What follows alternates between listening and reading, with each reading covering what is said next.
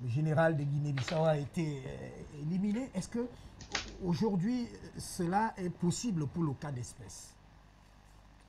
Les Américains vont prendre pour base légale le fait que, selon eux, chaque fois qu'un Américain, un citoyen américain ou une institution américaine sont impliqués dans une affaire dans le monde, ils ont la priorité juridictionnelle. C'est-à-dire que c'est eux qui conduisent l'enquête et c'est eux qui peuvent juger la personne. Voilà la base juridique qu'ils se sont donnée.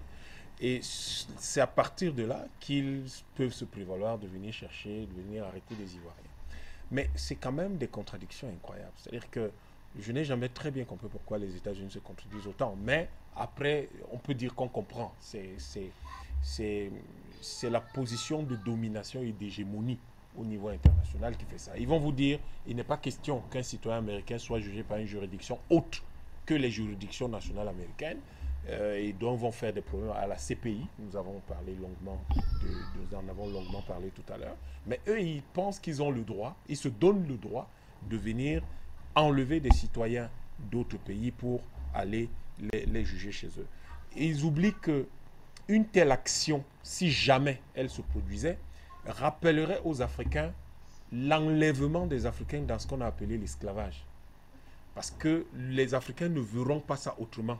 Ils se diront, voilà la nouvelle forme d'esclavage, on vient arrêter nos gens. Ils oublieront même tous les méfaits de ces personnes qui doivent être arrêtées. Je crois que c'est quelque chose qu'il faudrait que les États-Unis évitent pour ne pas provoquer un embrasement déjà aux États-Unis et pour ne pas provoquer des frictions, des conflits extrêmement importants avec les pays africains. Cela dit, on peut constater également que pourquoi est-ce que on va se demander, mais qu'est-ce qui peut bien intéresser le président des États-Unis dans une affaire de cocaïne qui se déroule en Afrique et qui n'en demandait pas tant, qui n'a pas d'intérêt particulièrement stratégique pour les États-Unis en soi. Alors vous répondez? Deux choses.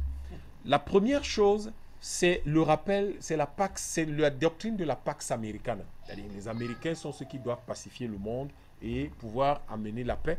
Et lorsqu'il ne s'agit pas de guerre ou de régler des conflits politiques, ils peuvent aussi se permettre de faire des actions, de mener des actions de police. Parce que la DEA, c'est une action de police.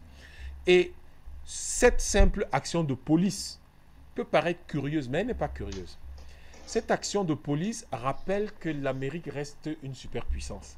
Qu'elle reste une superpuissance qui est capable de se projeter partout dans le monde. Mais surtout, et c'est ça le deuxième point, c'est que cette action vise en réalité à déconstruire un monde qui a été construit sous Obama. C'est un monde qui a été construit sous Obama que cela vise à déconstruire. Il s'agit de déconstruire le monde que Obama, Sarkozy, Hollande ont installé en Afrique. Et ce monde-là, son image forte, c'est Ouattara. Je n'ai pas d'autre image que de dire que quand on dit trafic de drogue en Côte d'Ivoire, on met Bakayoko devant. Bakayoko, c'est du menu frétin.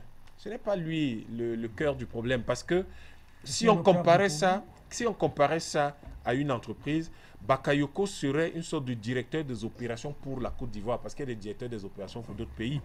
Et il y aurait au-dessus de lui un directeur général pour la Côte d'Ivoire, comme il y en a dans d'autres pays.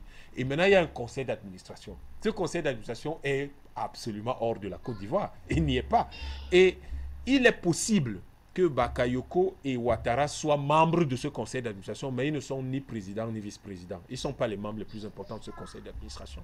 Et donc, au fond, quand vous avez cette image-là, c'est là que vous vous dites, il y a quelque chose qui se passe derrière, il y a quelque chose qui se cache derrière ce rideau de fumée. Au fond, ce qu'on veut déconstruire, c'est un monde qui c'est un monde qui s'est mis en place, qui s'est construit à un moment donné et qui sert un certain nombre d'intérêts et cela a des répercussions sur la campagne électorale aux États-Unis, présidentielle aux États-Unis en ce moment. Merci. Et donc, il va falloir déconstruire cela parce qu'aux États-Unis, il y a un certain nombre de choses qui se passent qui pourraient mettre éventuellement Donald Trump en difficulté, même si cela est de moins en moins avéré. On a du mal à croire qu'il va perdre cette élection. Bon, tout peut arriver, c'est leur pays, ça a été décidé. Mais il reste que si vous déconstruisez le trafic de drogue en Côte d'Ivoire, qui se passe sur 3 continents, l'Amérique, l'Afrique, l'Europe, vous touchez particulièrement à quelque chose qui est contrôlé par les États-Unis, le flux financier. Et dès que vous vous attaquez au flux financier, vous tombez sur des banques, des entreprises,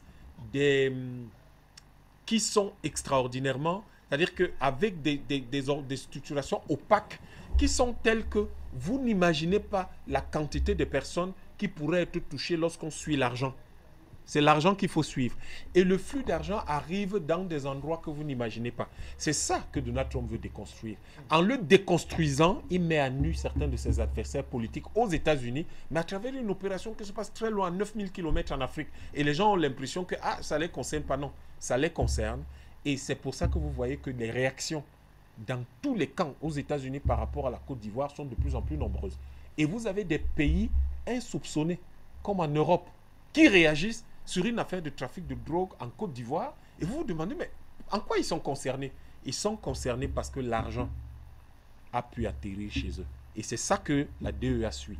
Et c'est cette chaîne-là. On parle de 157 personnes, bien sûr. Je vais chuter par quelque chose d'autre qui a une implication dans cette affaire.